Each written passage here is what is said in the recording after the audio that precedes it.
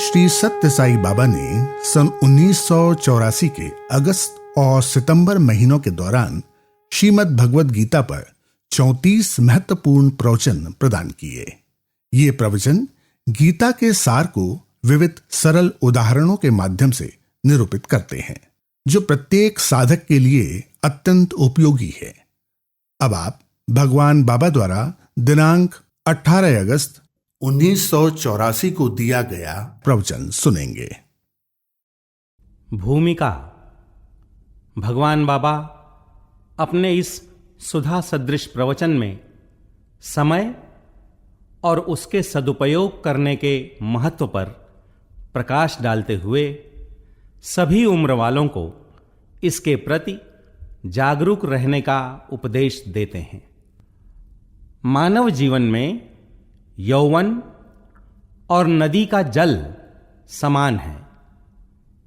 एक बार यदि ये आगे निकल जाते हैं तो इनका लौटाना असंभव है। अतः जीवन को सार्थक करने हेतु समय के रहते ही व्यक्ति को सावधान हो जाना चाहिए। स्वामी कहते हैं कि मानव जन्मते समय कोहम के स्वर में रोता है, परंतु जीवन में अंतिम घड़ी के आने से पहले ही उसे सोहम की स्थिति में पहुंच जाना चाहिए।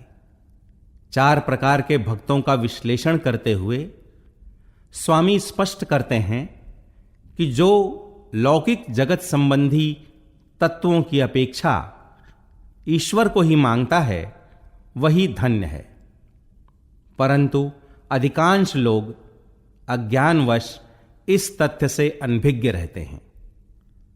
अतः अपने कर्तव्यों का सतत निर्वाह करते हुए जो ईश्वर का चिंतन करता है उसके समस्त कार्य पूर्ण सफल हो जाते हैं। इस कलयुग में सभी साधकों का एकमात्र गंतव्य यह सतत नाम स्मरण ही है। श्रीमद् भगवद गीता से उदाहरण देते हुए स्वामी इसी तथ्य की पुष्टि करते हैं। तस्मात् सर्वेषु कालेषु मां मनुस्मरयुज्य च मयर्पित मनोबुद्धि अर्जुन ఎల్ల కాలములందు నన్ను స్మరించు, నీ మనోబుద్ధులు నాకు అర్పితము గావించి నీ స్వధర్మమైనటువంటి యుద్ధమును నీవు ఆచరించు, తప్పక నన్ను పొందగలవు, ఇందులో సంశయము లేదు అని కృష్ణ అర్జునునికి బోధించాడు। तस्मात् सर्वेषु कालेषु मां मनुस्मर युद्ध च मय्यर्पित मनोबुद्धिर्मामे वैश्यस्य संशयः। श्री कृष्ण ने अर्जुन को उपदेश दिया कि हे अर्जुन, हर समय मेरा ही स्मरण करते रहो, अपने मन और बुद्धि को मुझे अर्पित कर अपने स्वधर्म जो युद्ध करना है उसे करते रहो, तुम अवश्य मुझे प्राप्त करोगे, इसमें कोई संशय नहीं है। ప్రపంచంలో గల విలువగలిగినటువంటి వస్తువులన్నింటి యందు కాలము చాలా విలువైనటువంటిది। ఇట్టి విలువైనటువంటి కాలమును మనం ఏ విధంగా ఉపయోగించుకుంటున్నామో ఎవరికి వారు యోచించుకోవచ్చు।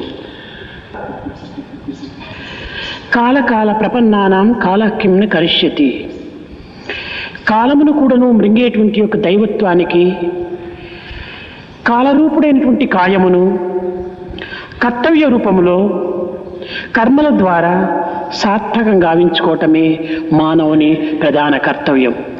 संसार में विद्यमान अत्यंत मूल्यवान वस्तुओं में समय सबसे मूल्यवान है। सबको स्वयं यह विचारना चाहिए कि ऐसे मूल्यवान समय का उपयोग हम कैसे कर रहे हैं। काल काल प्रपन्नानाम कालः किम न करिष्यति। काल को भी निगलने वाले ईश्वर को काल रूपी देह के सहारे कर्तव्य रूप में कर्मों के माध्यम से सार्थक करना ही मानव का प्रधान कर्तव्य है। గడిచిపోయినటువంటి కాలమును మనం ఏమాత్రం కూడాను వెనుకకు మరల్చలేము. కోల్పోయిన ఆరోగ్యమునైన కూడాను ఏదో ఒక విధంగా సర్వ విధముల ధనమును వ్యయం చేసైనా దానిని సంపాదించుకొనవచ్చు. మనము గడుపుకున్నటువంటి యొక్క కాలమును ఏమాత్రం కూడాను ముందుకు తెచ్చుకొనటానికి వీలు కాదు. ఇటువంటి పవిత్రమైనటువంటి విలువైనటువంటి కాలమును మనం సద్వినియోగపరచుకుంటకై తగినటువంటి కృషి చేయాలి. बीत गए समय को हम जरा भी लौटा नहीं सकते हैं।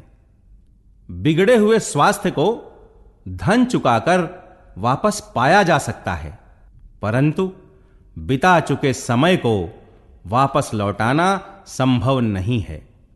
ऐसे पवित्र एवं मूल्यवान समय का सदुपयोग करने के प्रयत्न हमें करने चाहिए। అనంత కాలములో మన జీవితము క్షణికమైనటువంటిది. కానీ దృశ్యకల్పితమైనటువంటి ఈ జగత్తునే సత్యమని విశ్వసించి ఈ కొద్ది కాలమును కూడాను దాని యందే ఉపయోగించి మనము జీవితాన్ని వ్యర్థం గావించుకొంటున్నాము. మన జీవితంలో మనము సాధించినటువంటి యొక్క విశిష్టత ఏమిటి అని ఒక్కతూరి సింహావలోకనం చేసిన మానవత్వంలో ఏమాత్రం కూడాను తగినటువంటి జవాబు రావటం లేదు. अनंत काल में हमारा जीवन क्षण मात्र है। दृश्य कल्पित जगत को ही सत्य मानकर इस थोड़े से समय को भी उसी में बिताते हुए हम अपने जीवन को व्यर्थ कर रहे हैं। हम अपने जीवन में सिंहावलोकन करने पर कौन सी विशिष्टता प्राप्त कर सके हैं का सही उत्तर नहीं मिल रहा है। పుట్టినప్పుడు మానవుడు కోహం కోహం కోహం అనేటువంటి యొక్క శబ్దంతో ఏడ్చుచున్నాడు. ఇది కేవలం జీవితమంతా కూడాను కోహం కోహం కోహం అనేటువంటి యొక్క నేనెవరు నేనెవరు అనేటువంటి యొక్క దీని అందే వ్యక్తము గావించిన నీవెవరు అనేటువంటిది ఎప్పుడు నీవు తెలుసుకోవటం. కానీ మన జీవితం యొక్క అంతరార్థం ఇది కాదు. కోహంతో ప్రారంభించి సోహంతో అంత్యం కావాలి. जन्मते समय मानव कोहम कोहम कोहम की आवाज में रो रहा है। सारा जीवन कोहम कोहम, मैं कौन हूं, मैं कौन हूं, मैं कौन हूं में ही व्यर्थ बिता देने पर तुम कौन हो यह तुम कब जान सकोगे। परंतु जीवन का आंतरिक अर्थ यह नहीं है। कोहम से आरंभ कर सोहम से समाप्त करना चाहिए। నేనే దానిని అనగా దైవత్వమును అనేటువంటి ఒక సత్యాన్ని గుర్తించి తాను ప్రశాంతిని పొందాలి. కానీ మానవుడు తన ముందున్నటువంటి యొక్క వస్తువును మాత్రమే లక్ష్యం నందుంచుకొని వెనుక ఏమి జరగబోతున్నదో వెనుక ఏమి రాబోతున్నదో అనేటువంటి యొక్క విషయాన్ని తాను గుర్తించుకోలేకపోతున్నాడు. నిరంతరము కూడాను ముందు పదార్థమును ఆకర్షించుకునేటువంటి యొక్క దృష్టిని తాను అభివృద్ధి గావించుకొనుచున్నాడే కానీ వెనుక కలగబోయేటువంటి యొక్క ప్రమాదమును ఎట్టివో తాను విచారించుకోవటం లేదు. मैं वही हूं अर्थात दैवत्व हूं के सत्य से अवगत होकर प्रशांति को प्राप्त करना चाहिए। परंतु मानव सामने की वस्तु को ही लक्ष्य बनाकर आगे क्या होने वाला है, आगे क्या आने वाला है, इसे नहीं जान पा रहा है। निरंतर सामने के पदार्थ को आकर्षित करने की दृष्टि को ही बढ़ा रहा है, परंतु यह नहीं विचार रहा है कि आगे किस प्रकार के खतरे आने वाले हैं। ఒక కప్ప ముందు ఉన్నటువంటి పురుగును చూచి తాను ఈనాడు నాకు తగిన ఆహారం లభించుచున్నది కానీ చాలా ఆనందముతో దానిపైన ఉప్పొంగించడానికి కొంతవరకు పెంచి ఎగరడానికి సంసిద్ధమై ఉంటున్నది. కానీ ఆ కప్పకు వెనుకల ఒక పాము కప్పను మృంగుటకై తాను కూడాను వేచి ఉంటున్నది. అయితే ఈ సర్పమునకు కూడాను తనకు వెలుకలు ఏమి రాబోవును, ఏమి జరుగుతుందో అనేటువంటి విషయాన్ని విచారించుకోకుండా ఈనాడు నాకు తగిన ఆహారం లభించుచున్నది కదా అని ఈ పాము కూడాను సంతోషించుచున్నది. కానీ ఆ పామునకు వెనుకల ఒక పీకాక్ నెమలి ఈ పామును మృంగుటకై పొంచి ఉంటున్నది.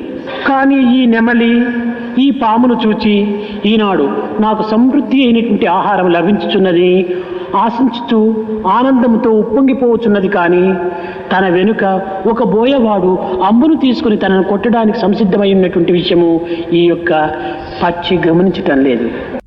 एक मेंढक सामने के कीड़े को अपना भोजन मानकर उस पर खुशी से कूदने के लिए तैयार है, परंतु उस मेंढक के पीछे उसे निगलने के लिए एक सांप इंतजार में है।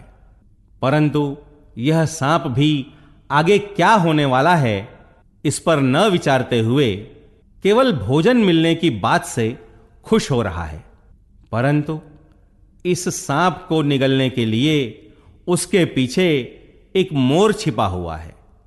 यह मोर भी भरपूर भोजन मिलने की खुशी में है, परंतु वह यह नहीं जान पा रहा है कि उसके पीछे एक शिकारी उसे तीर से मारने को तैयार है।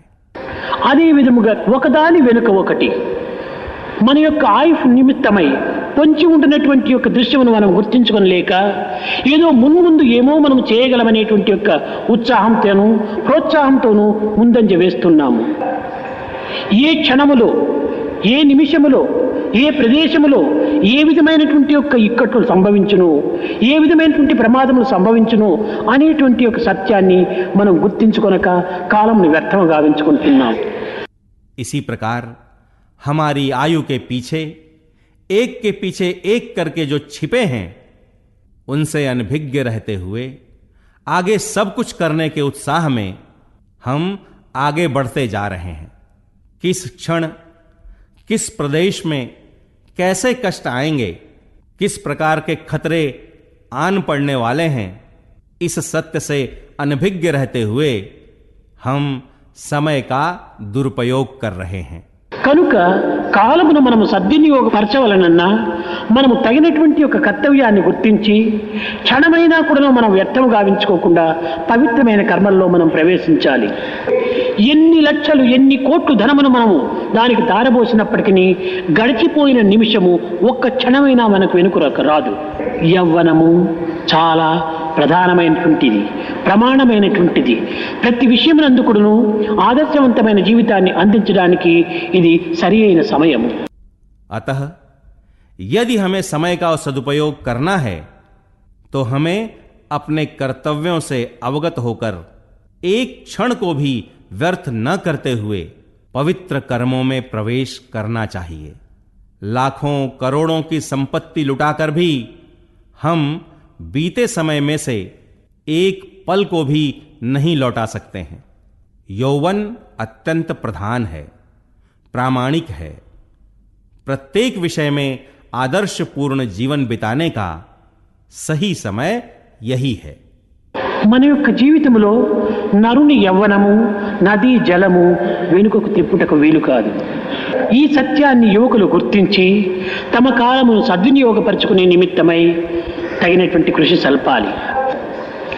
కనుక కాలమును మనం ఆధారం చేసుకొని ఈ కాలచక్రమును మనం ఎంతవరకు సాక్షిభూతంగా నుంచుకొని తద్వారా మన జీవిత నావను నడుపుకుంటూ ప్రయత్నించాలి.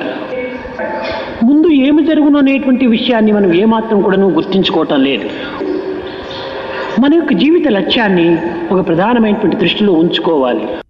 मानव जीवन में यौवन और नदी में बह गए जल को लौटाना संभव नहीं है। इस सत्य से अवगत होते हुए युवाओं को समय का सदुपयोग करने के प्रयत्न करने चाहिए।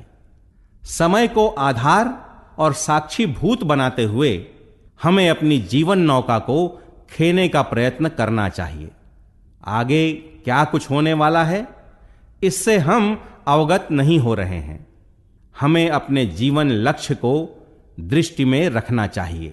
భగవద్గీతలో భక్తి యోగములో ప్రధానముగా కాలమును ప్రమాణ రూపంలో స్వరూపించింది. ఈ కాలమును నీ కర్తవ్య రూపంలో నీవు ఏ విధమైనటువంటి యొక్క వైరాగ్యమును పొందకపోయినప్పటికీ సర్వకర్మలు కూడాను భగవత్ ప్రీత్యార్థంగా గావించటం చేత ఇది సార్థకమవుతుందని కూడాను బోధించాడు గీతాచార్యుడు. మా మనుస్మరయుజ్యచ, మా మనుస్మరయుజ్యచ. అర్జున, నీ యొక్క స్వధర్మమైనటువంటి యుద్ధమును కూడాను నీవు ఆచరించు, కానీ మా మనుస్మరయుజ్యచ, నన్ను స్మరించుతూ నీవు యుద్ధం చేయి. నీకు ఇందులో ఏ విధమైనటువంటి దోషంలో నిన్ను అంటవు. भगवत गीता ने भक्ति योग में विशेषतः काल को ही प्रमाण के रूप में स्वीकार किया है. गीताचार्य ने उपदेश दिया कि वैराग्य के सहारे न सही, समय का कर्तव्यों के सहारे सर्व कर्म भगवत प्रीत्यर्थम से सभी कर्मों को निभाने पर जीवन सार्थक होगा. मां मनुस्मर युद्ध च. हे अर्जुन, अपने स्वधर्म युद्ध करने को तुम निभाते रहो, परंतु मां मनुस्मर युद्ध च. मेरा स्मरण करते हुए तुम युद्ध करो, तब किसी भी प्रकार के दोष तुम्हारा स्पर्श नहीं कर पाएंगे. నీ కర్తవ్యమును విసర్జించి అరణ్యమునకు పోయి తపస్సు ఆచరించమని బోధించలేదు. సర్వసంగ పరిత్యాగి అయి సంసారమును త్యజించి నీవు ఏదో ఒక సన్యాసిగా రూపొందించమని బోధించలేదు. నీవు ఏది నీ ఇల్లు వాకిలి విసర్జించనక్కరలేదు. ఏది చేసినా, ఏది చూచినా, ఏది చెప్పినా, ఏది తలచినా కూడాను నా భావంతో నీవు దానిని ఆచరించమని చెప్పాడు. అర్పిత మనోబుద్ధి, నాకు నీ మనోబుద్ధులు అర్పితం గావించమన్నాడు. ఈ విధమైనటువంటి దీనిని అర్పితం గావించుకుని మనం చేయుటలో ఎట్టి విధమైనటువంటి ఇక్కట్లు కూడాను మనకు ఉండవు. अपने कर्तव्यों को त्याग कर जंगल में जाकर तप करने का उपदेश नहीं दिया. सब कुछ त्याग कर संसार से विमुख होकर सन्यासी बनने का उपदेश नहीं दिया. घर बार त्यागने की आवश्यकता नहीं है. जो भी करो, जो भी देखो, जो भी कहो, जो भी विचारो, परंतु मेरी भावना के साथ करो, ऐसा उपदेश दिया. कहा कि अपने मन और बुद्धि को मुझे अर्पित करो. इस प्रकार का समर्पण करने पर किसी भी प्रकार की कठिनाइयां नहीं होंगी. కానీ ఈ మాత్రమైన కూడాను భగవత్ అర్పితము గావించి కర్మలలో ప్రవేశించేటువంటి యొక్క శక్తి సామర్థ్యములు కానీ దృఢ విశ్వాసములు కానీ మానవుని యందు ఈనాడు కోల్పోయినాడు.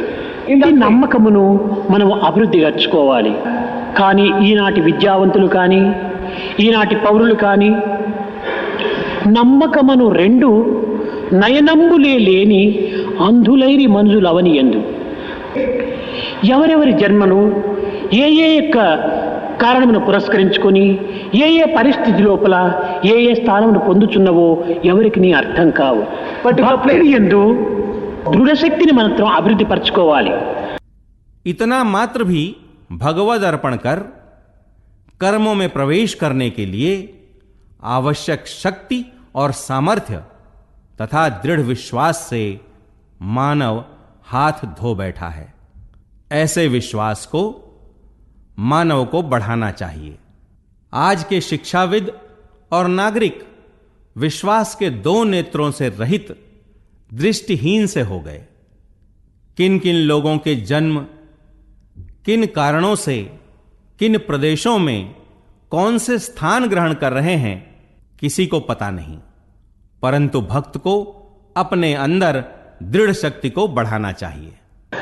ఏ కార్యమును మనము చేయవలనప్పటికీ ఒక దృఢ నిశ్చయానికి మనము రావాలి. ఈ దృఢ నిశ్చయమే లేకపోతే మానవుడు ఏ చిన్న కార్యమును కూడా సాధించలేడు. ఒక చిన్న పక్షి, టిట్టిభము అంటారు దాని పేరు. ఇది సముద్రమునకు ఒడ్డు లోపల ప్రతి పర్యాయం కూడాను తాను గుడ్లు పెట్టుకోవటము, ఏదో పిల్లల్ని పెంచుకొని తాను ఆనందంగా జీవితాన్ని గడపవాలని గుడ్లు పెట్టుకుంటూ వచ్చింది. అది ఒక్కొక్క పర్యాయం అలలు పెద్దగా రావటము, ఈ అలల్లో ఈ గుడ్లు కొట్టుకుని పోవటము ఈ విధంగా జరుగుతూ వచ్చింది. जो कार्य भी हमें करना है तो उसके लिए दृढ़ संकल्प को लेना चाहिए. इस दृढ़ संकल्प के न होने पर मानव छोटे से छोटा कार्य भी नहीं कर सकता है. एक छोटा सा पक्षी जिसे टिट्टिभ कहते हैं, वह समुद्र के तट पर अंडे देती और सानंद जीवन बिताना चाह रही थी, परंतु कभी कभी बड़ी बड़ी लहरें आती और उसके अंडे बह जाते थे। తాను పెట్టినటువంటి గుడ్లు అనేక పర్యాయములు సముద్రుడు ఈ విధంగా కొనుపోతున్నాడు కదా అని ఈ యొక్క టిట్టిభమునకు చాలా నిరాశ నిస్పృహతోపల కొన్ని విధమైనటువంటి యొక్క విరక్తి కూడా కలిగింది. సముద్రం పైన అమితంగా కోపం వచ్చింది ఈ పక్షికి. సముద్రుని ఈ పక్షి ఏమి చేయగలదు, కానీ ఇంత పెద్ద సముద్రమే నేను ఏమి చేయగలను అనేటువంటి నిరాశకు నిస్పృహకు ఏమాత్రము అవకాశం ఇవ్వలేదు. ఏమైనా సరే ఈ సముద్రాన్ని ఖాళీ చేయాలి అనేటువంటి దీక్షను పట్టింది. इस प्रकार समुद्र द्वारा अपने अंडे निगले जाने पर इस टिट्टिभ को बड़ी निराशा और विरक्ति हुई। इस पक्षी को समुद्र पर बड़ा क्रोध आया, परंतु यह पक्षी समुद्र का क्या बिगाड़ सकता है, परंतु इतने बड़े समुद्र से कैसे निपट सकता हूं, यह विचार करके वह निराश नहीं हुआ। जो भी हो, मैं इस समुद्र को खाली करूंगा, ऐसा उस पक्षी ने संकल्प किया। ఈ దృఢ నిశ్చయం అనేటువంటిది తన హృదయంలో చేసుకుంది. తన చిన్న ముక్కుతో కొంచెం నీరు తీసుకొచ్చడం, బయట పోయటం, చిన్న ముక్కుతో నీరు తేవటం, బయట ఈ విధంగా తాను సముద్రాన్ని ఖాళీ చేయాలని తాను సంకల్పించుకుంది. కట్టకడపడికి ఏమి జరిగింది, సముద్రుణ్ణి జయించింది ఈ పక్షి. ఇది క్రమక్రమేణా గరుడుని యొక్క సహాయం తీసుకుంది. ఈ గరుడుని యొక్క రికమెండేషన్తో విష్ణువు యొక్క అనుగ్రహాన్ని సాధించింది. విష్ణువు సహాయముతో సముద్రాన్ని దండించింది. ఇంకా పైన నీ గుడ్లకు ఎట్టి ప్రమాదమును కలవనివ్వకుండా చూసుకుంటానని సముద్రుడు ప్రామిస్ చేశాడు. अपने हृदय में संकल्प को दृढ़ किया। अपनी छोटी सी चोंच से थोड़ा सा पानी लाता और बाहर उड़ेलता, छोटी सी चोंच से थोड़ा सा पानी लाता और बाहर उड़ेलता। इस प्रकार उसने समुद्र को खाली करने का निश्चय किया। अंततः क्या हुआ, वह पक्षी समुद्र पर विजयी हुआ। उसने गरुड़ की सहायता ली। गरुड़ के रिकमेंडेशन से भगवान विष्णु के अनुग्रह को प्राप्त कर सका। इस प्रकार उसने समुद्र को दंडित किया। समुद्र ने प्रॉमिस किया कि आगे कभी तुम्हारे अंडों को हानि नहीं पहुंचाऊंगा। కానీ టిట్టిమ పక్షి ఎక్కడ, సముద్రం ఎక్కడ?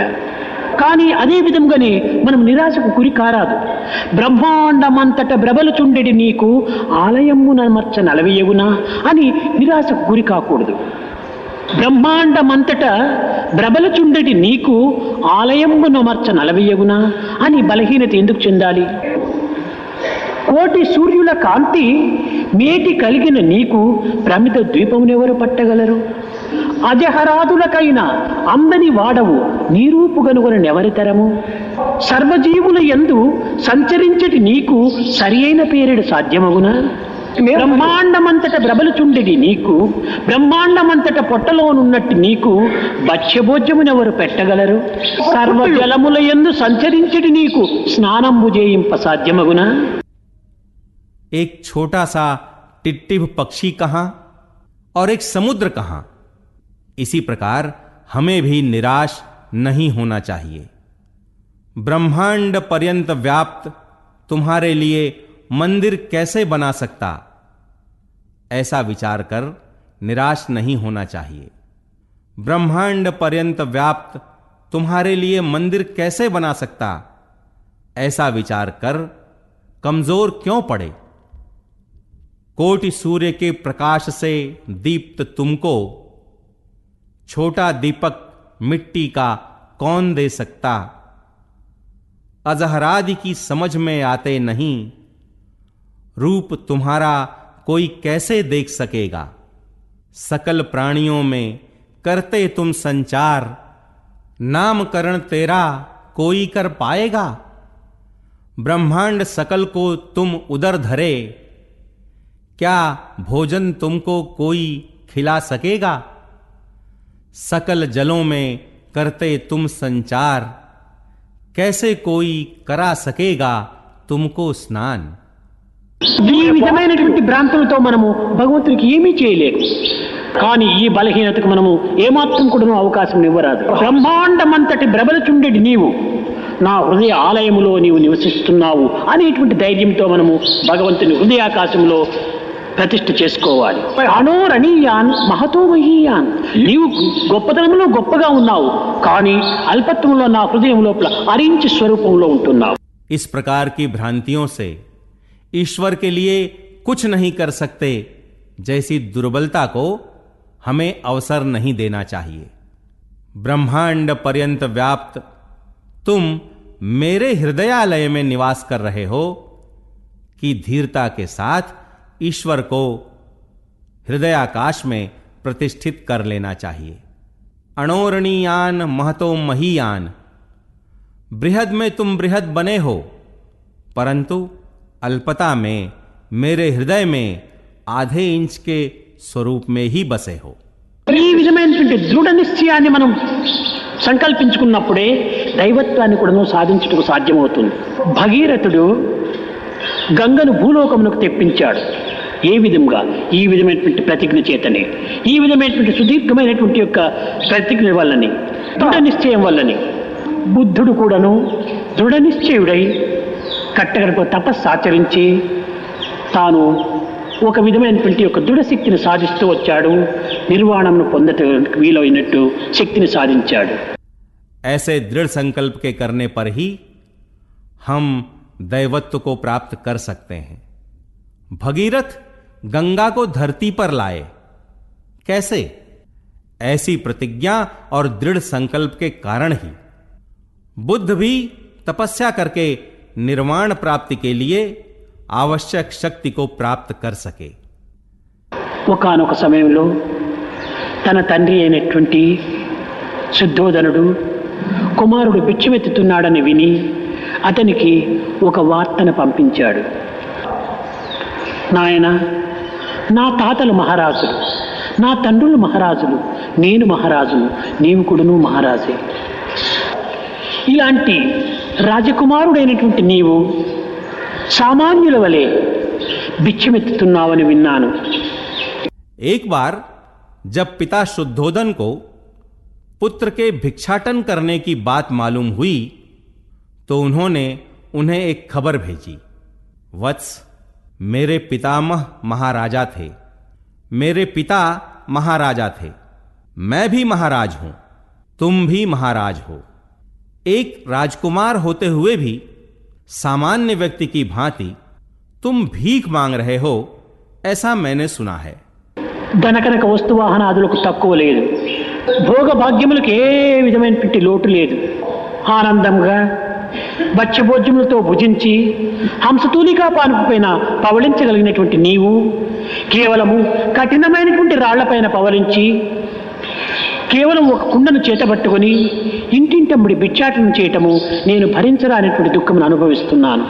धन, सोना, वस्तु, वाहन आदि की कमी नहीं है, भोग और संपत्ति की कोई कमी नहीं है. सानंद अनेक व्यंजनों से युक्त भोजन कर सुसज्जित शैया पर आराम करने लायक तुम कठिन पत्थरों पर सो रहे हो. एक घड़े को हाथ में लेकर घर घर घूमकर भीख मांग रहे हो, जिससे मुझे असहनीय पीड़ा हो रही है. నీవు వెనుకకు వచ్చుట సిద్ధమైన నేను తగినటువంటి ఏర్పాట్లు గావించి తగిన స్వాగతం చేయిస్తానన్నాడు. ఈ వార్తను విన్నటువంటి యొక్క బుద్ధుడు పక్కున నవ్వాడు. తిరిగి ఆ వచ్చినటువంటి వ్యక్తితో, నా తండ్రి మహారాజే, నా తాతలు మహారాజే, అందరూ మహారాజులే, కానీ నా జన్మం అటువంటిది కాదు. నా తాతలు సన్యాసులు, నా తండ్రులు సన్యాసులు, నేను సన్యాసిని, అంతా నా జీవితం అంతా సన్యాసిత్వమే. यदि तुम वापस लौटने को तैयार हो तो मैं सारे आवश्यक इंतजाम करूंगा. ये बातें सुनकर बुद्ध हंस पड़े. खबर लाए व्यक्ति से बुद्ध ने कहा, मेरे पितामह महाराजा हैं, मेरे पिताजी भी महाराजा हैं, सभी महाराजा ही हैं, परंतु मेरा जन्म ऐसा नहीं है. मेरे पितामह सन्यासी थे, मेरे पिता सन्यासी हैं, मैं सन्यासी हूं. मेरा पूरा जीवन सन्यासत्व से ही जुड़ा है. నీవు నన్ను నిజముగా రావాలని కోరుటే సత్యమైనప్పుడు నన్ను మృత్యువు నుంచి తప్పించేటువంటి శక్తి సామర్థ్యం నీకున్నవా? దీనికి మొట్టమొదటి జవాబు చెప్పు. రెండవది, నన్ను ఏనాటికి కూడాను రోగిష్ఠుని కాకుండా చేసేటువంటి శక్తి సామర్థ్యం నీకున్నవా? నాకు వార్ధక్యం రాకుండా ఉండేటువంటి శక్తి సామర్థ్యం నీకున్నవా? నాకు ఎట్టి రోగములు కూడాను సంభవించకుండా చేసేటువంటి శక్తి సామర్థ్యం నీకున్నవా? దీనికి నీవు సరి అయినటువంటి జవాబు చెప్పి పంపినా నేను తక్షణమే వస్తాను అన్నాడు. यदि तुम मेरा वापस लौटना ही चाहते हो तो पहले इसका उत्तर दो कि क्या मुझे मृत्यु से बचाने की शक्ति तुम में है? दूसरा, मुझे सदा के लिए रोगी बनने से रोकने की शक्ति क्या तुम में है? मुझे बुढ़ापा आने से रोकने की शक्ति क्या तुम में है? मुझे किसी प्रकार के रोग से संक्रमित होने से बचाने का सामर्थ्य क्या तुम में है? इन प्रश्नों का सही उत्तर दोगे तो मैं तुरंत वापस लौट आऊंगा. జన్మ దుఃఖం, జరా దుఃఖం, జాయా దుఃఖం, పునః పునః అంత్యకాలే మహాదుఃఖం, తస్మాత్ జాగ్రత్త జాగ్రత్త జాగ్రత్త. ఇవన్నీ కూడా మనకు తెలిసి అనుభవించేటువంటి వ్యక్తుల యొక్క దృశ్యమును మనం చూచి ప్రపంచంలో జరుగుతున్నటువంటి విషయంలో విని ఇంకనూ ఈ అజ్ఞానంలో పడటం అనేటువంటిది ఏమిటి అని తండ్రికి కఠినమైనటువంటి రీతిగా జవాబును అందించాడు. ఉన్నంత లోపల మన సత్యాన్ని మనం గుర్తించాలి. ఇది నిజమైన మానవుని యొక్క లక్ష్యము. जन्म दुखम, जरा दुखम, जाया दुखम, पुनः पुनः अंत्यकाले महादुखम, तस्मात् जाग्रत जाग्रत. उन्होंने पिता को कुछ कठोरता के साथ उत्तर दिया. यह सब जानते हुए, भुक्त भोगी लोगों को देखते हुए, संसार में घटित होने वाले विषयों के बारे में जानते हुए फिर अज्ञान में पड़ना क्या सही है? इसमें निहित सत्य से हमें अवगत होना चाहिए. यही मानव का यथार्थ लक्ष्य है. పాంచభౌతికము దేహము, దేహము కూలక తప్పదెప్పుడు, దేహి నిరామయుండు, పడుకింపక దేహికి చావు పుట్టుకలు మోహ నిబంధ బంధన ముద్రలు లేవు, జంబు చూడ ఆ దేహియే దేవదేవుడు.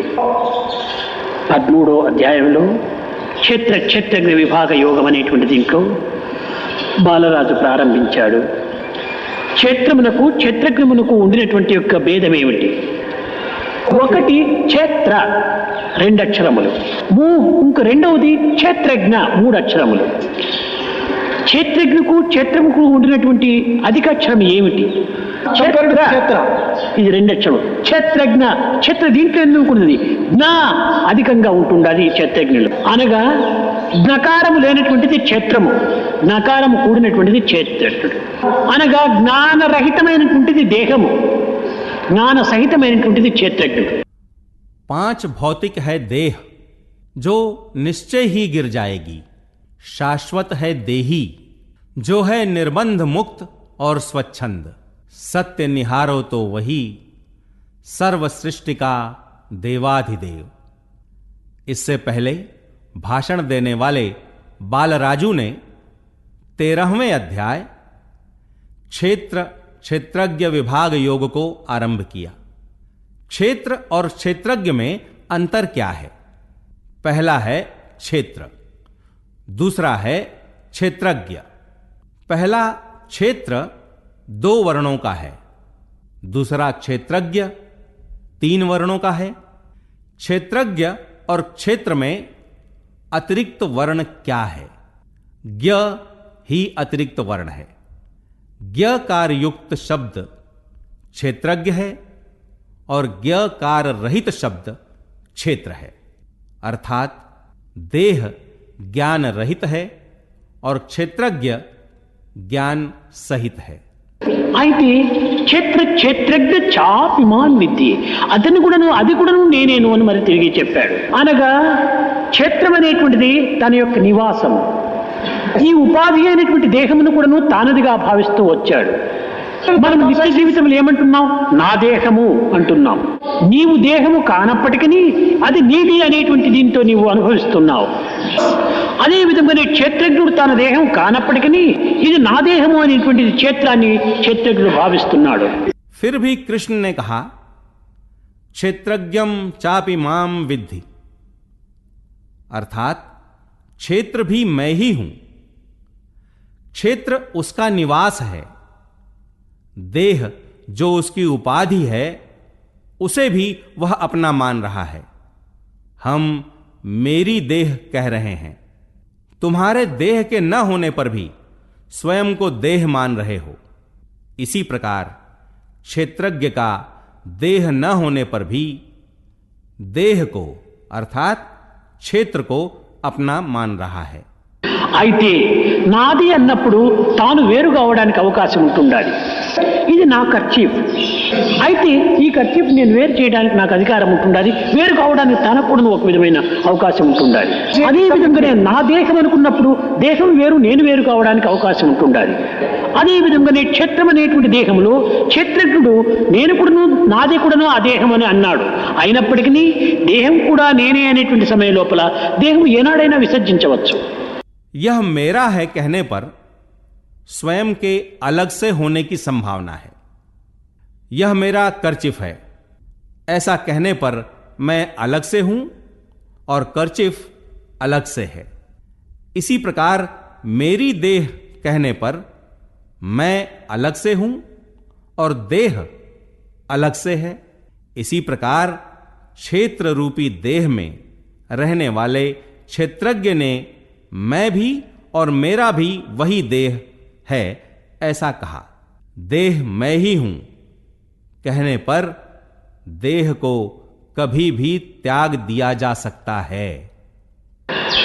దేహమున్నంతలో తాను తెలియవలయు, ఈ దేహాన్ని తనను తెలుసుకునే నిమిత్తమై ప్రసాదించాడు। దేహిని గుర్తించే నిమిత్తమై దేహాన్ని అనుగ్రహించాడు। దేహమే లేకపోతే దేహిని మనం వెతకలేము। సర్వ కర్మలు సర్వ సాధనలు కూడాను దేహం ద్వారానే మనం ఆచరిస్తున్నాము। 5 కర్మేంద్రియములు, 5 జ్ఞానేంద్రియములు, 5 ప్రాణములు, 5 కోశములు, ఒక జీవి, దీనికి చేరితే 21 తత్వములతో కూడినటువంటిది మన దేహం। దీనికి మనోబుద్ధి చిత్త అహంకారములు కూడా 4 చేరుతున్నాయి। देह के रहने तक उससे अवगत होना चाहिए। देही से अवगत होने के लिए ही देह प्रदान किया गया है। यदि देह ही न हो तो देही को खोज नहीं सकते हैं। सभी कर्मों और साधनाओं का आचरण हम देह के माध्यम से ही कर रहे हैं। 5 कर्मेंद्रिय, 5 ज्ञानेंद्रिय, 5 प्राण, 5 कोश, 1 आत्मा, इन 21 तत्वों से बनी है हमारी देह। इनके साथ मन, बुद्धि, चित्त और अहंकार भी जुड़ते हैं। కనుక మాయ 25 మర్మములు అన్నాడు। కనుకనే మాయలోనే పుట్టి మాయలోనే పెరిగి మాయ నెరుంగరు మందమతుడు। బ్రతుకులన్నీ మాయ, భవబంధములు మాయ, సంసారమది మాయ, చావు మాయ, మాయ బ్రతుకుకింత మాయలో పడనేలా మనం చూస్తున్నవి అన్ని తలచున్నవి సర్వం కూడా మాయగానే ఉంటున్నాయి। ఒక్క క్షణములో ఉండినటువంటి స్థానం మరొక క్షణంలో లేదు। కారే రాజులు రాజ్యమును కలువరే గర్వోన్నతిని పొందరి వారేరి, ఎంతమంది చక్రవర్తులు, ఎంతమంది రాజులు, ఎంతమంది ఉంటున్నారు, కానీ కాలం లోపల సర్వం కూడా చక్రంలో కదిలిపోతున్నది। దినములు, నెలలు, సంవత్సరములు, యుగములు సర్వం కూడా మారిపోతున్నాయి। अतः माया में जन्मे पले बढ़े हैं माया में ही, बुद्धिहीन बन नहीं जानते माया को। सारा जीवन माया, भव बंधन माया, परिवार बड़ी माया, मृत्यु भी है माया। माया जीवन कैसे फंसे इस माया में। हम जो कुछ देखते हैं और जो कुछ विचारते हैं सब माया ही है। एक क्षण में जो था वह एक क्षण में नहीं है। पहले जो राजा और राज्य थे बड़े गर्व के साथ रहते थे, आज वे सब कहां हैं। कितने राजा और सम्राट थे, परंतु सभी कालचक्र में विलीन हो गए। दिन, महीने, वर्ष, युग सभी बदलते जा रहे हैं। కనుక కాలము ఒక ప్రవాహము. ఈ కాల ప్రవాహములో సర్వ పదార్థములు, సర్వ వ్యక్తులు, సర్వ విషయములు కూడా నువ్వు కొట్టుకుని పోయేటువంటివి. కొట్టుకుని పోయేటువంటి వస్తువు మరొక కొట్టుకుని పోయే వస్తువును కాపాడటానికి ఏమాత్రమూ సాధ్యం కాదు. ఎవరిని ఎవరు కాపాడగలరు?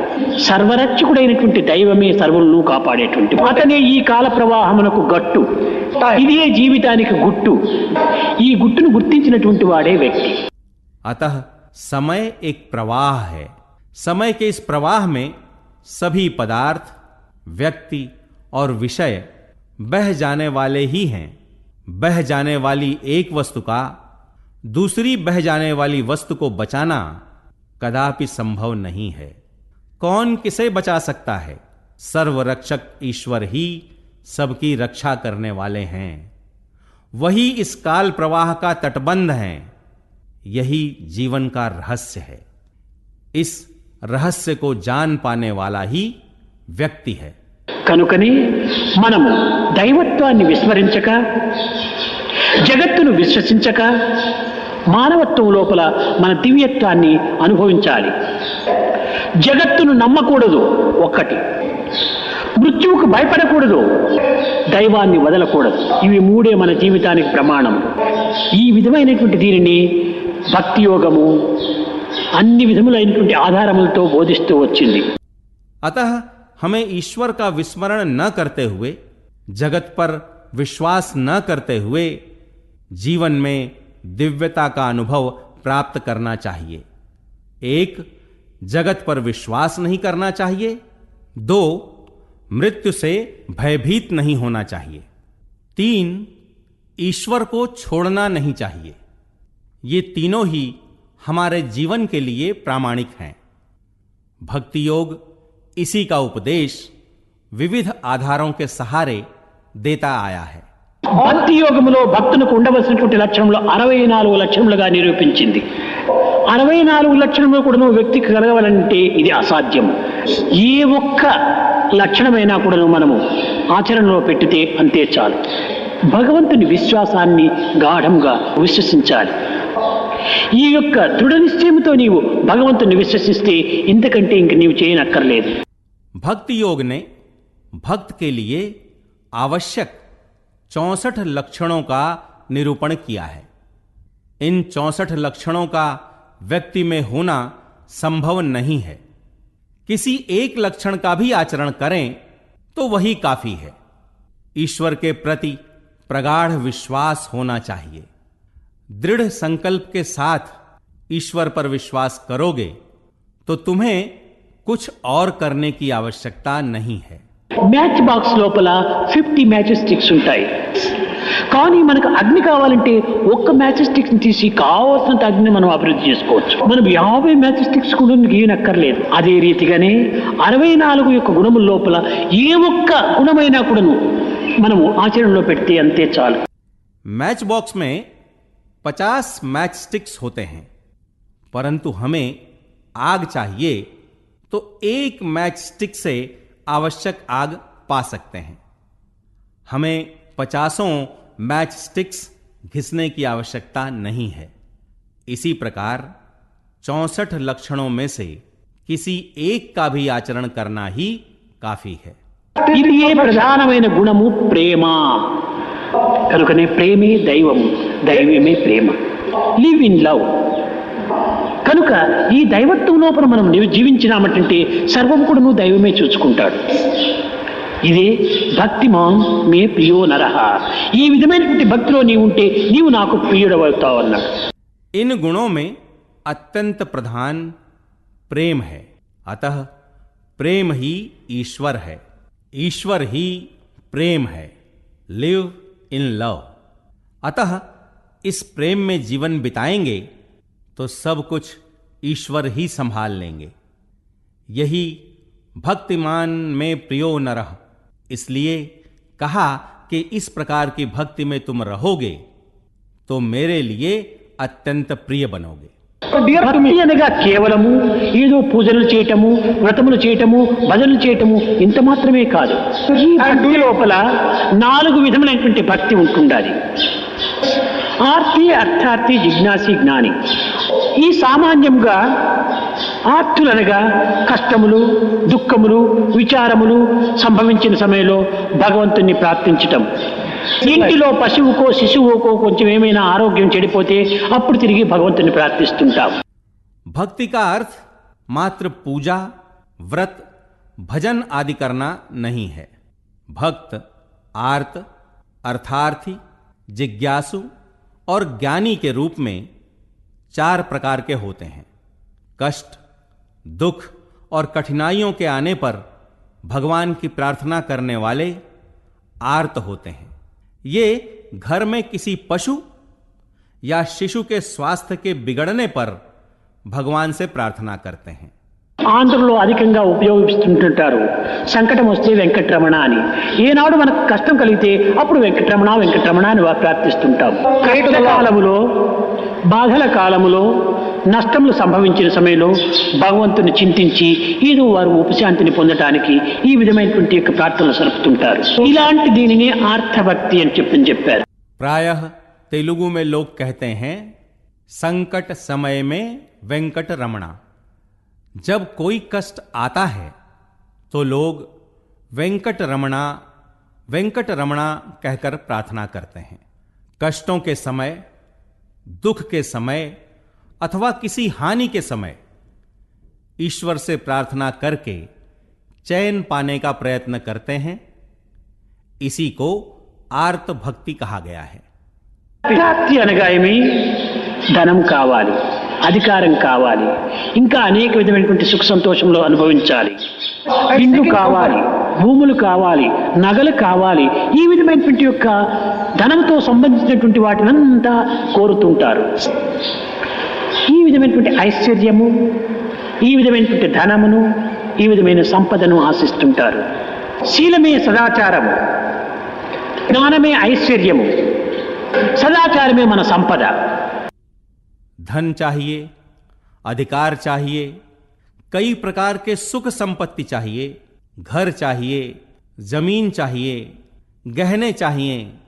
इस प्रकार से धन से संबंधित अनेक वस्तुओं की अपेक्षा करते हैं. इस प्रकार से ऐश्वर्य और धन संपत्ति मांगते रहते हैं. सच्चरित्र ही सदाचार है, ज्ञान ही संपत्ति है, सदाचार ही हमारी संपत्ति है. ఇవి నిజమైనటువంటి ధనము, ఐశ్వర్యము, సంపద. కానీ అంతర్భావంతో దీని అర్థమును గుర్తించుకోలేక బాహ్య సంబంధమైనటువంటి ఒక వస్తు వాహనాదుల కోసమై మనము పరుగులెత్తుతుంటాం. ఇది అర్థార్థి అన్నారు. ఇంకా జిజ్ఞాస అనగా ఏమిటి? దైవంను తెలుసుకోవాలి, దైవం అంటే ఎక్కడుంటాడు, ఏ విధంగా అతన్ని పొందడానికి మార్గము అని ఈ తత్వజ్ఞాన సమాచారం అంతా కూడా విచారణ చేస్తుంటాడు. ये ही सच्ची संपत्ति, धन और ऐश्वर्य हैं. संपत्ति से संबंधित आंतरिक भावना से अनभिज्ञ रहने के कारण बाह्य दृष्टि से धन संपत्ति के लिए दौड़ धूप करते रहते हैं. ऐसे लोगों को अर्थार्थी कहा गया है. इसके बाद जिज्ञासा का अर्थ क्या है? जिज्ञासा का अर्थ ईश्वर को जानने की इच्छा. ईश्वर कहां रहता है, ईश्वर को कैसे प्राप्त किया जा सकता है. जिज्ञासु ऐसे तत्व ज्ञान से संबंधित जानकारी इकट्ठा करता रहता है. జ్ఞానము, తత్వం జ్ఞానం. తత్ అనగా అది, త్వం అనగా నేను. అతనేమిటి, నేనేమిటి, అతనేమిటి, నేను ఎక్కడి నుంచి వచ్చాను, నేననగా ఏమిటి, దీనికి గమ్యం ఏమిటి అనేటువంటి దీన్ని విచారించుకోవటమే ఇది జిజ్ఞాస. तत्त्वं ज्ञानम. तत् का अर्थ वह, त्वम का अर्थ मैं. वह क्या है, मैं क्या है, वह क्या है, मैं क्या है, मैं कहां से आया हूं, मैं का अर्थ क्या है, इसका गंतव्य क्या है. इस प्रकार चिंतन करना ही जिज्ञासा है. మొట్టమొదట నేనెవరు అనేటువంటి దాన్ని విచారించాలి. ఈ జగత్తు ఎక్కడి నుంచి వచ్చింది, నాకు గమ్యం ఎక్కడ, ఇవి మూడు కూడా చాలా ప్రధానమైనటువంటివి. ఈ విషయమే తాను అనేక మంది పెద్దలను దర్శించి, స్పర్శించి, సంభాషించి, వారి ప్రబోధనలు శ్రవణం చేసి, వారి గురువుల ద్వారా లేక శాస్త్రము ద్వారా దీనిని కొంతవరకు గుర్తించుకోవడానికి ప్రయత్నించాలి. सबसे पहले हु एम आई, मैं कौन हूं, इस पर चिंतन करना चाहिए. यह जगत कहां से आया है, मेरा गंतव्य क्या है।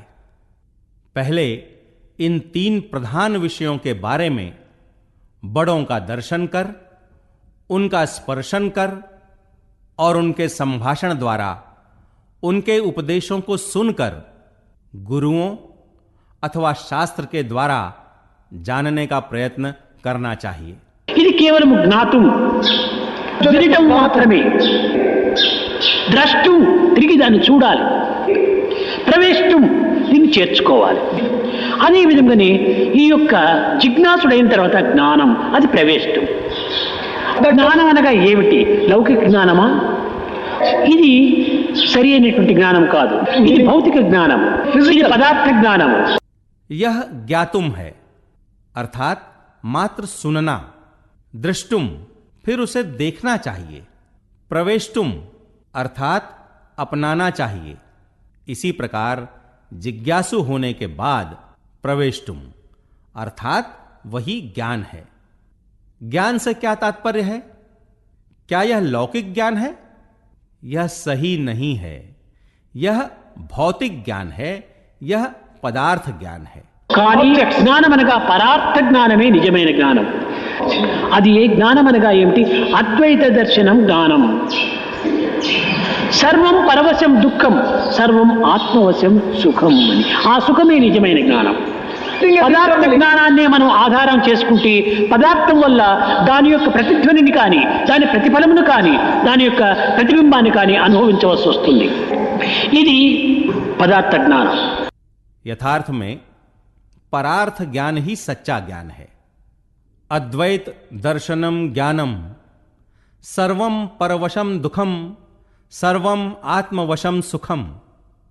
यह सुख ही सच्चा ज्ञान है. पदार्थ ज्ञान को आधार बनाते हैं तो पदार्थ के कारण उसकी प्रतिध्वनि को अथवा उसके प्रतिफल को अथवा उसके प्रतिबिंब के अनुभव को प्राप्त करना पड़ता है. यह पदार्थ ज्ञान है. నేను ఈ యొక్క డస్కును కొట్టాను గట్టిగా, కానీ నేను ఈ బల్లను గట్టిగా కొట్టినాను అని చాలా ధైర్యంగా చెప్తున్నా. కానీ నేను ఎంత గట్టిగా ఈ బల్లను కొట్టానో బల్ల కూడా నన్ను అంత గట్టిగా కొట్టింది. ఎట్లా అంటే నేను కొట్టాను అనుకుంటున్నా, మంట పుట్టింది. అది కూడా నన్ను కొట్టింటేనే కదా నాకు మంట పుట్టింది. కనుకనే పదార్థ జ్ఞానము రియాక్షన్, రీసౌండ్ అండ్ రిఫ్లెక్షన్ తో కూడి ఉంటుంటుంది. కానీ పరార్థ జ్ఞానమునకు no reaction, no reflection, no resound. ఇది ఏ నిజమైనటువంటి జ్ఞానం. సెకండ్ అనేటువంటిది లేదు. मैंने जोर से मेज को मारा.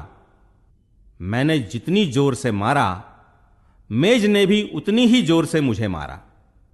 मेरे मारने से जलन महसूस हो रही है ऐसा मान रहे हो, परंतु वस्तुतः मेज के मारने से जलन हो रही है. अतः पदार्थ ज्ञान रिएक्शन, रिफ्लेक्शन, रिसाउंड से युक्त होता है, परंतु परार्थ ज्ञान में no reaction, no reflection, no resound. यही यथार्थ ज्ञान है. सेकंड है ही नहीं. ఏకం ఏవ అద్వితీయం. రెండవది ఒకటి ఉంటే కదా దానివల్ల ఒక భయమో, దానివల్ల ఆనందమో, దాన్ని పొందాలని ఇచ్చను ఏదో ఒకటి కలుగుతుంది. రెండవదే లేదు జ్ఞానంలో. కానీ దానిని విజ్డమ్ అని చెప్పవచ్చును, కానీ జ్ఞానం అనకూడదు. ఆ విజ్డమ్ తత్వం లోపల నువ్వు డఫ్ అండ్ డమ్ అయిపోతావు. ఏది నీవు వినలేవు, ఏది నీవు చూడలేవు, సర్వంలో లీనమైపోన్నావు. అది శాశ్వతానందం. ఇది బోధించేటువంటిది ఒక నిజమైనటువంటి దైవత్వం. एकमेव अद्वितीयम ब्रह्मा. दूसरे के होने पर ही उससे भय या आनंद या उसे प्राप्त करने की इच्छा होगी. यहां दूसरा है ही नहीं, अतः इसे विजडम कह सकते हैं, ज्ञान नहीं.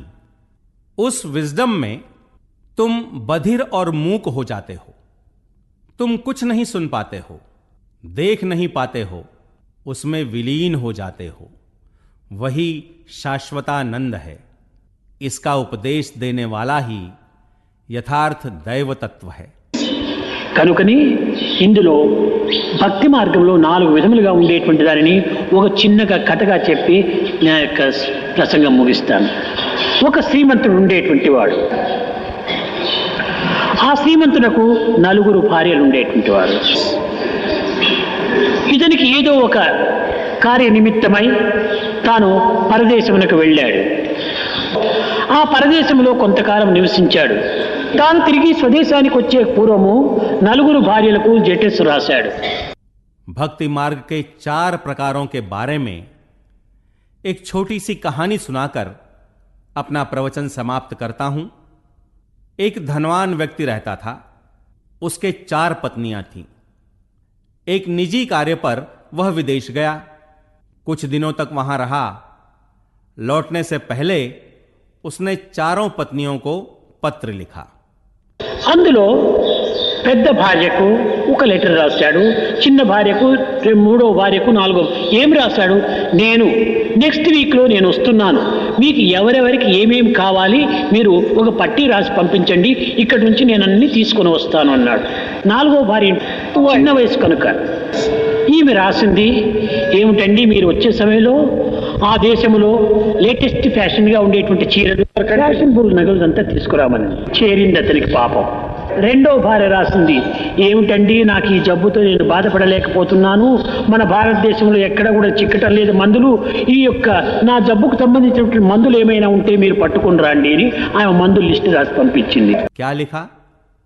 मैं अगले हफ्ते लौट रहा हूं. तुम लोगों को क्या क्या चाहिए एक फहरिस्त बनाकर भेज दो.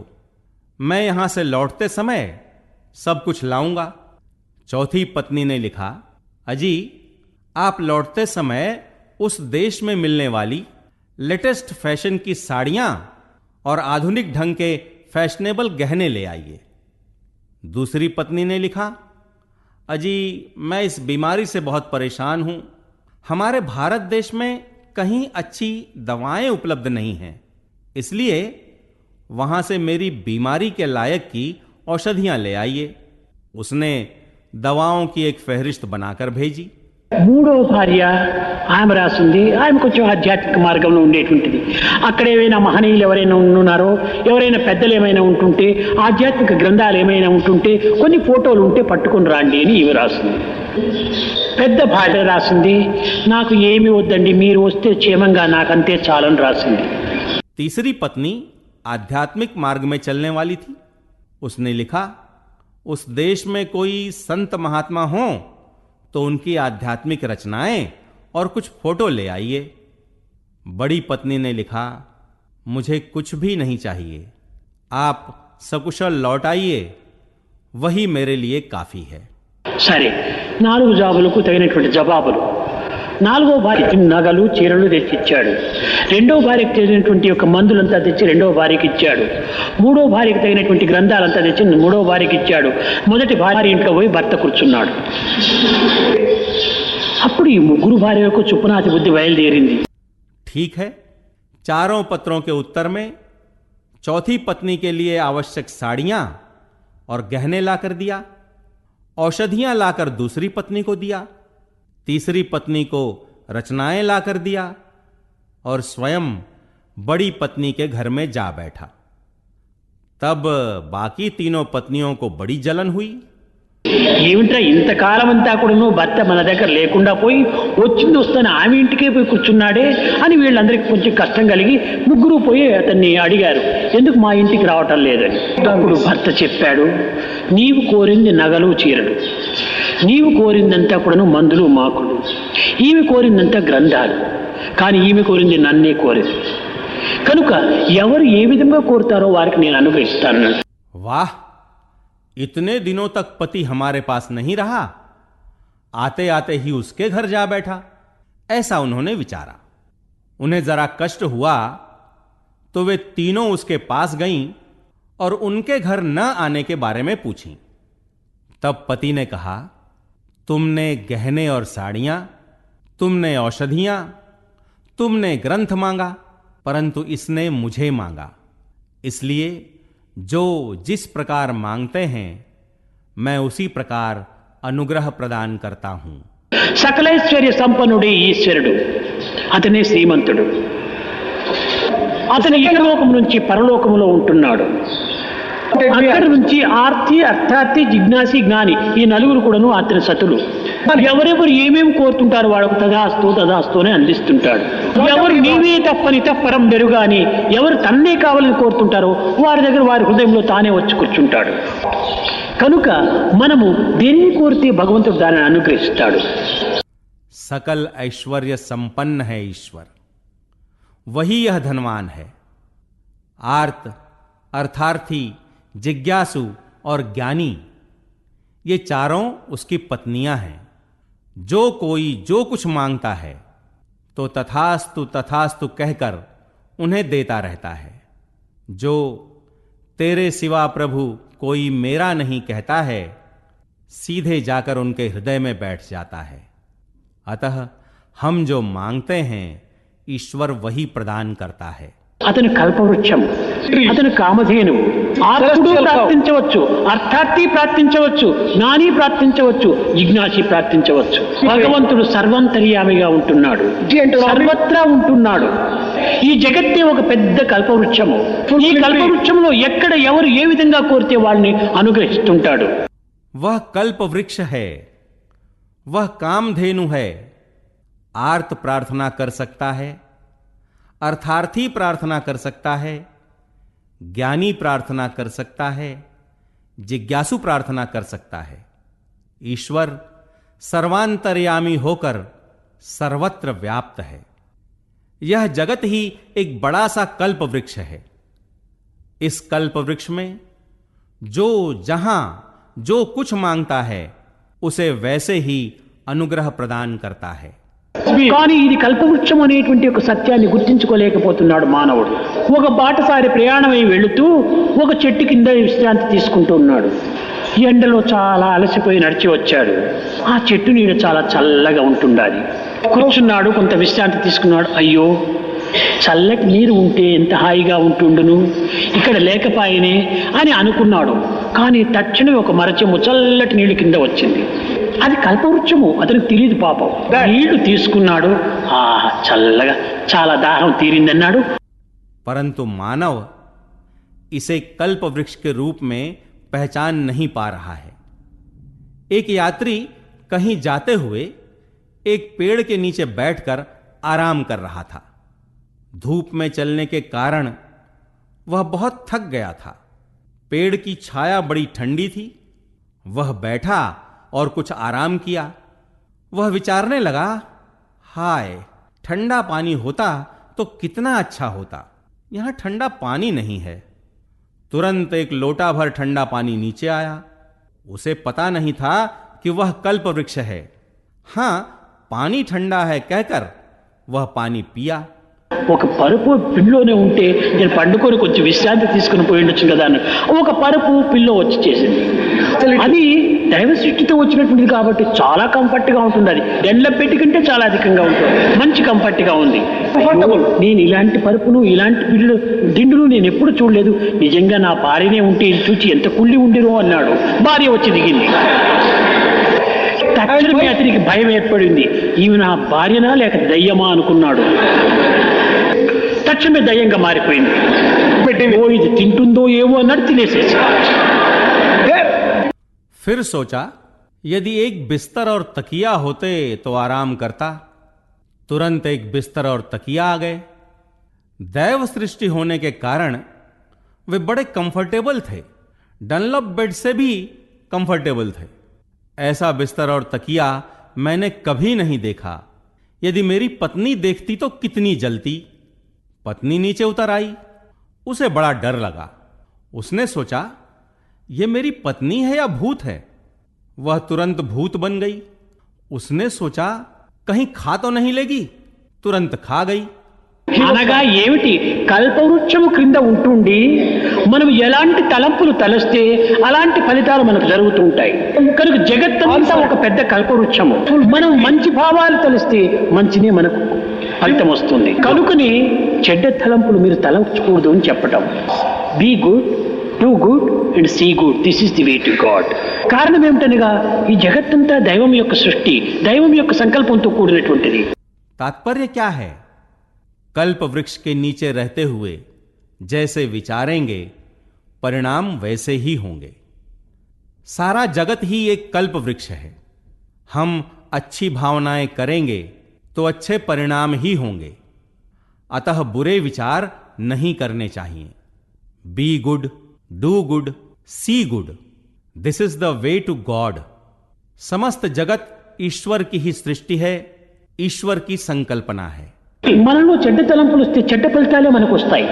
కనుక మనం చెడ్డ తలంపులు రాకుండా దానిని ఇంద్రియ నిగ్రహం, దీనిని మనం నిగ్రహం చేసుకోవడానికి ప్రయత్నించాలి.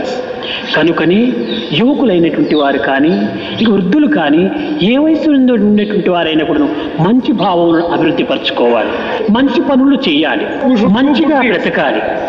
ఇదే మానవత్వానికి సరైనటువంటి అర్థం. हम में बुरे विचार आएंगे तो बुरे परिणाम ही प्राप्त होंगे। अतः बुरे विचार नहीं आने देना चाहिए। इंद्रियों को वश में रखने के प्रयत्न करने चाहिए।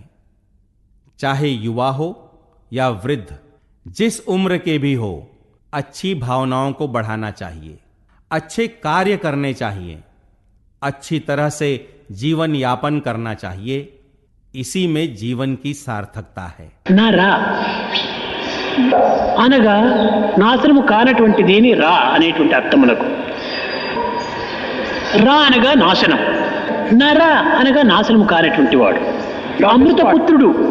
కనుకనే ఉపనిషత్తులు నీకుడు శృణ్వంతి విశ్వే అమృతస్య పుత్ర, నీవు అమృతపుత్రుడు కానీ అమృతపుత్రుడు కాదు అని చెప్పని గట్టిగా బోధించింది. नर का अर्थ नाश रहित है, र का अर्थ नाश है, अर्थात नर का अर्थ विनाश रहित है, अमृत पुत्र है। अतः सभी उपनिषदों ने जोर देकर कहा, शृण्वन्तु विश्वे अमृतस्य पुत्रा, तुम अमृत पुत्र हो, न कि अनृत पुत्र। అంతేకాదు మా నా వా మూడు అక్షరంతో కూడినటువంటి వాడు వీడు. మా అనగా అజ్ఞానము, నా అనగా లేకుండా, వా అనగా వర్తించటం. అజ్ఞానము లేకుండా వర్తించేటువంటి వాడే మానవుడు అనేది. కానీ ఈనాడు అంత అజ్ఞానంతోనే మనం వర్తిస్తున్నాం. ఈ మానవ అనేటువంటి దానికి సరైనటువంటి యొక్క విలువ కూడా లేకుండా చేసుకుంటున్నాం. కనుక ఈ అజ్ఞానం మనం దూరం చేసుకోవాలి. Death is sweeter than the blindness of ignorance అన్నారు. इतना ही नहीं, मानव, मा न व इन 3 वर्णों से बना है। म अर्थात अज्ञान, न अर्थात बिना, व अर्थात व्यवहार करने वाला। बिना अज्ञान के व्यवहार करने वाला ही मानव है। परंतु आज सभी अज्ञान से ही व्यवहार कर रहे हैं। मानव शब्द को भी मूल्यहीन करते जा रहे हैं। अतः हमें इस अज्ञान को दूर करना चाहिए। Death is sweeter than the blindness of ignorance कहा गया है। మన యొక్క అజ్ఞానము దూరం చేసుకోవాలంటే జ్ఞానం మనకు లభించాలి. చీకటి పోవాలంటే వెలుతురు రావాలి. అజ్ఞానం పోవాలంటే జ్ఞానం కలగాలి. జ్ఞానం కలగాలంటే అనుగ్రహం కావాలి. అప్పుడే మనం అజ్ఞానం అనే గ్రహం దూరం అయిపోతుంది. త్యాగరాజు చెప్పాడు, రామా, అనుగ్రహం అనేటువంటిది ఒక్కటి ఉంటే నాకు ఈ గ్రహములు నన్ను ఏమి చేయగలవన్నాడు. अज्ञान को दूर करना है तो ज्ञान को प्राप्त करना है। अंधेरे का दूर होना है तो उजाले को आना है। अज्ञान को दूर होना है तो ज्ञान का होना आवश्यक है। ज्ञान प्राप्त होना है तो अनुग्रह होना चाहिए। अनुग्रह के होने पर अज्ञान का ग्रह दूर होगा। इसीलिए त्यागराजु ने कहा, हे राम, तुम्हारा अनुग्रह हो तो ये ग्रह मुझे क्या कर सकेंगे। మానవుని యొక్క జీవితము కామక్రోధ లోభమోహమదాచల్యంతో ఆధారపడినటువంటిది కాదు, కానీ అనుగ్రహం పైన ఆధారపడినటువంటిది. కనుక ఈ అనుగ్రహానికై మనం పాటుపడి తగినటువంటి మానవత్వాన్ని సార్థకంగా గావించుకునేటువంటి నిజతత్వంలో మనము కొంత జగత్తుకు ఆదర్శప్రాయాన్ని అందించాలి.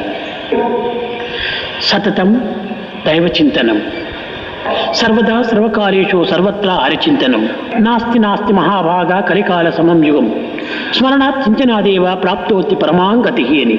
ఈ కలియుగం లోపల నామస్మరణకు మించినటువంటిది లేదు.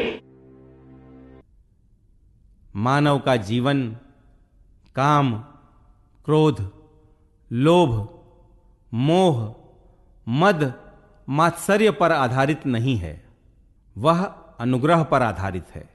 अतः इस अनुग्रह को प्राप्त करने के प्रयत्न में हमें अपने निज तत्व से अवगत होते हुए जगत के लिए आदर्श प्रस्तुत करना चाहिए। सततम दैव चिंतनम, सर्वदा सर्वकालेषु सर्वत्र हरि चिंतनम, नास्ति नास्ति महाभाग कलिकाल समम युगम, स्मरणाश्चिंतना देवा प्राप्नोसि परमाम गतिम। इस कलयुग में नाम स्मरण से बढ़कर अन्य कुछ नहीं है। उपसंहार। भगवान बाबा ने जीवन को सार्थक करने के लिए आवश्यक सूत्रों को बड़ी सरलता से इस प्रवचन में उद्घाटित किया है। समय की शक्ति और महत्व को समझाते हुए विशेषतः युवाओं को स्वामी ने उपदेश दिया कि उन्हें अपने यौवन काल, समय और बुद्धि का सदुपयोग करते हुए सतत ईश्वर चिंतन से पवित्र कर्म मार्ग पर अग्रसर होना चाहिए। भगवान बाबा ने स्पष्ट किया कि यह संसार ही एक कल्प वृक्ष के समान है, परंतु मानव इस सत्य से अनभिज्ञ है। यथार्थ में कल्प वृक्ष और ईश्वर में कोई अंतर नहीं है, क्योंकि ये दोनों मांगने वालों को जो चाहे वह देने को तैयार हैं, परंतु मानव को अपनी विवेक शक्ति का उपयोग कर सार्थक तत्व को ही मांगना चाहिए। विश्वम विष्णुमयम जगत का तात्पर्य यही है। एक छोटे से पक्षी के उदाहरण के माध्यम द्वारा स्वामी ने सबको दृढ़ संकल्प वाले होने की अद्भुत प्रेरणा दी। स्वामी का स्पष्ट कथन है कि मानव को जगत से विमुख, मृत्यु के प्रति निर्भीक और ईश्वर के प्रति पूर्ण आस्थावान होकर जीवन यापन करना चाहिए। अभी आपने भगवान बाबा द्वारा श्रीमद् भगवत गीता पर दिनांक 18 अगस्त 1984 को दिया गया प्रवचन सुना।